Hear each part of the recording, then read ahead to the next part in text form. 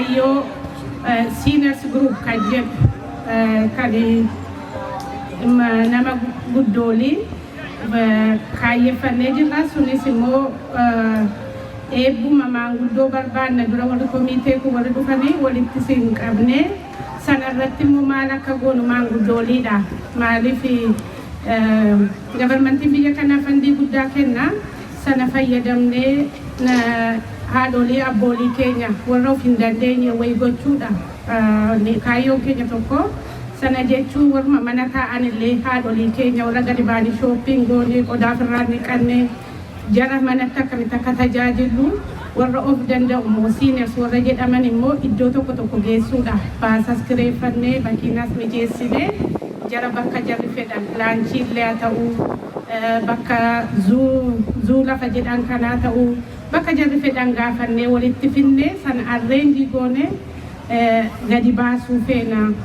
Mana manatti quunnamnee tajaajila baluuf kennuufi itti fayyadamu waan jedhu sana mataadhaa gatii qabnuuf dhuftaniillee waan barbaadan yaada nuu hirtanii akka wal deeggarree sana waliin community keenya jajjabeeffannu feenaa adaraa nurraa nafinaa humna walii taanaa kanallee qubanuu qabaadhaa isa jedhuufi karaa kootiin kanuma indiyaa fi iddiin ima waasaan jedha waliin dhaggeeffannaa galatoomna. Adde Aishaan jettetti boordii haaraa keessatti anillee akka itti aantu ta'ee waan hin filameef arraan tanaa dhugaa akkuma Adde Aishaan jettee kan manguddoota dursinee akkasumatti dargaggoo keenya ijoollota keenya ta'asii dhalattee xixiqqoota biyyaa dhuftee warra umriin isaanii hoggaa 25 gadiitis kan hoggaa 25 oliitis dargaggoo walitti finnee afaan qubee afaan Oromoodhaa yeroo gabaabaa keessatti eegaluuf waan deemnuuf jecha akka isin hundinuu akka haawwanii akka abbootii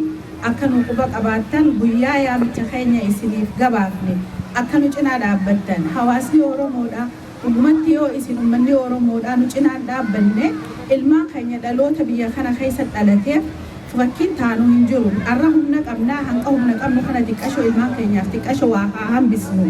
Maaliif community kana jabeessinee ilmaan keenya akkaataa itti dabarsinutti akka hojjennu. Arra yoo isaan dhufanii afaan Oromoodhaa arra deebi'ee nuuf baratan aadaa Oromoo nuuf baratan akkasumatti sagantaa Oromoon qabdu adda addaa Oromummaa isaaniitillee nu jabeeffatan qabannee isinillee nu gargaartanii haawwan abbootiin ilmaan kana nu cinaa dhaabbattanii yoo isin nuuf fiddan nutillee jabaanneeti waan dabarfannaa jechuudha. Boordiin haareenni amma filame sagantaa adda addaa ta manguddoorraa kaasee kuma amma himame ta ijoolleerraa kaasee akkasumatti tan dubartootaallee ta adda addaa isiniif qabna nuti hojjechuudhaaf qophooynee jirra. Isinis nu cinaa dhaabbadhaa.